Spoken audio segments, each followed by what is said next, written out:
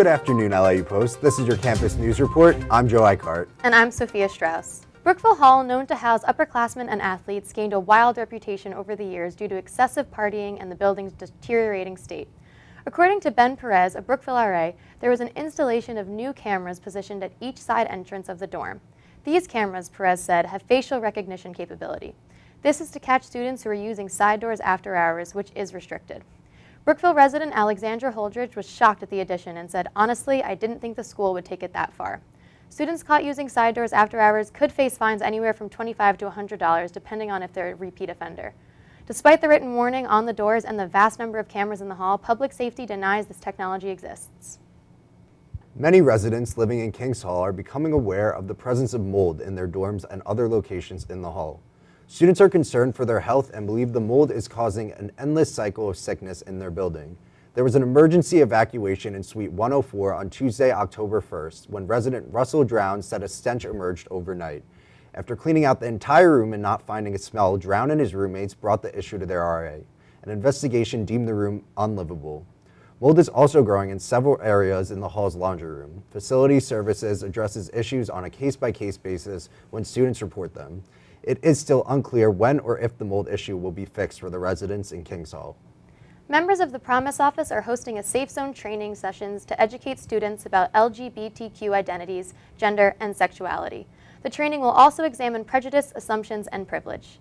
Campus Life staff began Safe Zone training on campus in 2015. The Promise staff, most Greek organizations, and all resident assistants are Safe Zone certified, according to Associate Director of Promise, Julia Pagano. Upcoming training sessions will be held in Humanities on Thursday, October 17th at 4 p.m. and in Pratt Recreation Center on Monday, October 21st at 4 p.m. Sessions last up to 2 hours and anyone is welcome to attend. Students are in for a spooky treat this month. The Rainbow Alliance, along with the Forensic Science Club and the Promethean Pitch Acapella, are hosting a haunted house to get students in a frightened mood for Halloween. The idea originally came from the Forensic Science Club, who hosted a similar event last year.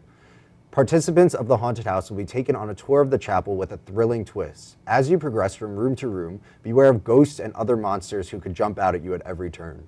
During the tour, the guide will share original horror stories written by club members. Nicole Ludwig, president of the Rainbow Alliance, is excited for the interactive storytelling, saying, "Putting all this together is very much like directing a play." The event is Thursday, October 24th at 7 p.m. inside the Interfaith Chapel Center. Admission is $8 for students and $5 for kids and $10 for adults. WCWP alumni will be taking over the FM radio station as they return from all around the country for homecoming weekend. Alumni from as far as Florida come to celebrate and reminisce their time at LIU with WCWP's annual alumni events. This year marks the station's 58th anniversary. Head of the WCWP Alumni Association, Jeff Kroll, said being able to take over the radio station during the anniversary will be something special. There's nothing like coming for the entire weekend and reliving the good times. Students can celebrate the alumni weekend during the Wave Homecoming Barbecue on Saturday, October 19th at the radio station behind Hillwood Commons. Now over to Elise Pearson with sports this week.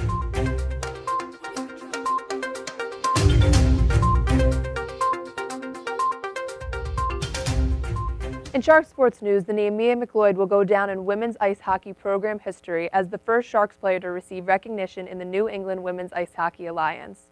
The Canadian native received Rookie of the Week honors after a well-deserved weekend of play. In the Sharks' inaugural opening night against the University of Connecticut Huskies, McLeod faced 53 shots and made 49 saves, leaving the freshman goalie with a save percentage of 49% after her first night of play. Even though the Sharks lost both games against the Huskies, McLeod showed she has what it takes to take on the NCAA's best. The Sharks' next series against reigning National Women's Ice Hockey Division I champions, the University of Wisconsin Badgers.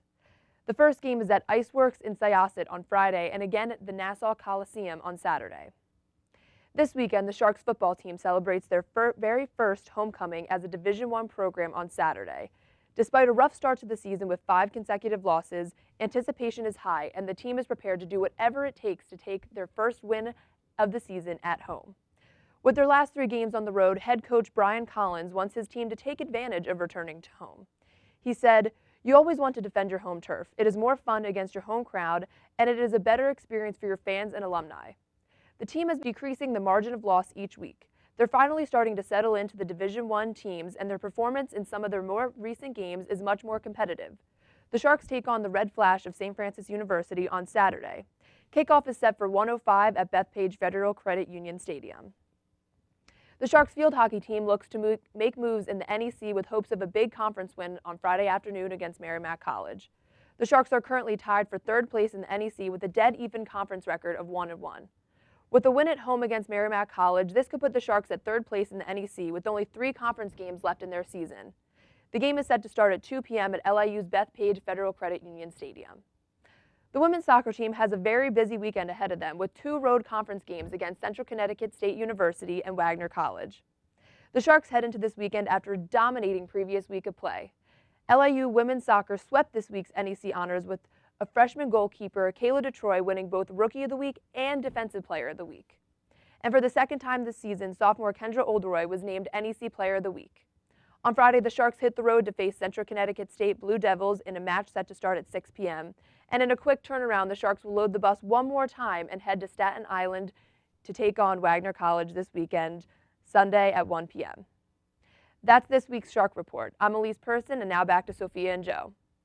That's all the time we have for today. For more news, visit us online at liupostpioneer.com. Until next week, I'm Joe Eichart. And I'm Sophia Strauss. Have a great day.